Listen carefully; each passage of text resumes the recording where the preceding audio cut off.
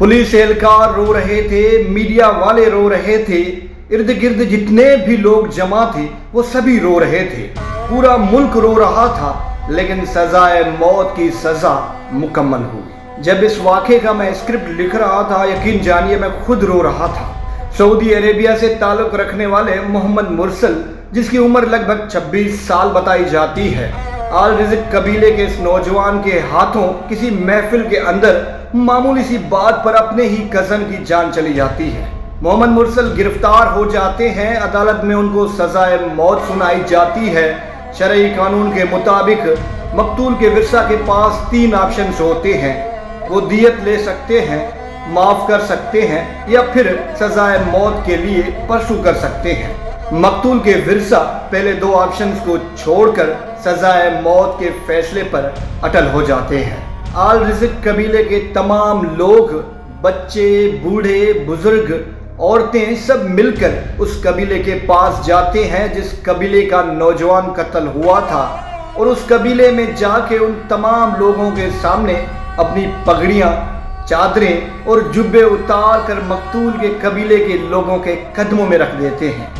उसके बाद ये लोग ज़मीन पर लेट जाते हैं, अपने ही सर पर मट्टी डालते हैं, अफसोस का इजहार करते हैं, माफ़ी के कसीदे पढ़े जाते हैं। छोटे छोटे बच्चे हाथ जोड़कर मिन्नतें करते हैं, आंसू बहाते हुए माफ़ी मांगते हैं।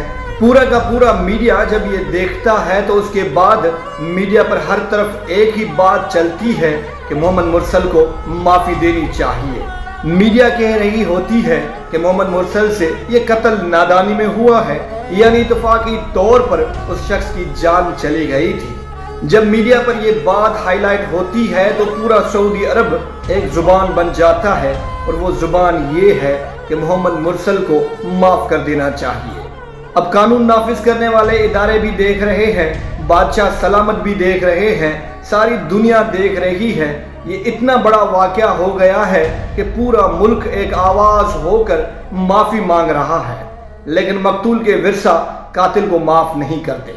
और फिर आखिर में वो दिन आ जाता है कि जिस दिन मोहम्मद मुरसल को अंजाम तक पहुंचना होता है।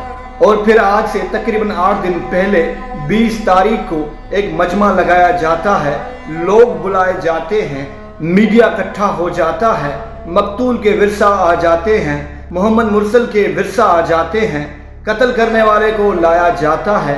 अब वो नौजवान आ चुका है कि जिस नौजवान के लिए कौम की माएँ, बेटियां, बहनें, बच्चे, बुजुर्ग सभी दिल से दुआ कर रहे थे। हर शख्स की यही दुआ थी कि मोहम्मद मुरसल को माफ़ कर देना चाहिए।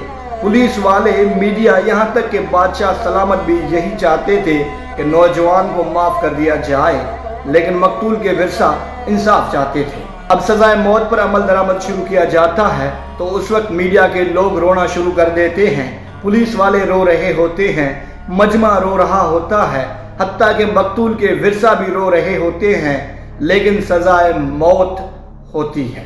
मोहम्मद मुरसल से जब आखिरी ख्वाहिश पूछी जाती है तो वो अपनी माँ से मिलने की ख्वाहिश जाहिर करता है। उसकी माँ को बुलाया जाता है। फिर जब बेटा अपनी माँ को गले लगाकर रोता है तो सारा मजमा जोर जोर से रोना शुरू हो जाता है। चूँकि शरई कानून में कत्ल की सज़ा मौत है, इसलिए मोहम्मद मुरसल की जान ले ली जाती है। सऊदी कौम की मिन्नतें और सदाएं देखकर पूरी दुनिया के लोग रोए। हर जुबान पर एक ही मुतालबा था कि माफ़ कर देना चाहिए था। ये वाक़या बताने का मकसद ये है कि ये है अदल और कानून का इंसाफ। चाहे बादशाह सलामत भी चाहते थे कि मोहम्मद मुरसल को माफ़ी मिल जाए, लेकिन कानून के दायरे के मुताबिक उसको जो सज़ा सुनाई गई थी उस पर मुकम्मल तौर पर अमल दरामद हुआ। ये है रियासत मदीना का कानून, ये है इंसाफ। बदकिस्मती से पाकिस्तान में कोई एक भी ऐसा फैसला या कानून पर अमल दरामद का मिसाल नहीं मिलता।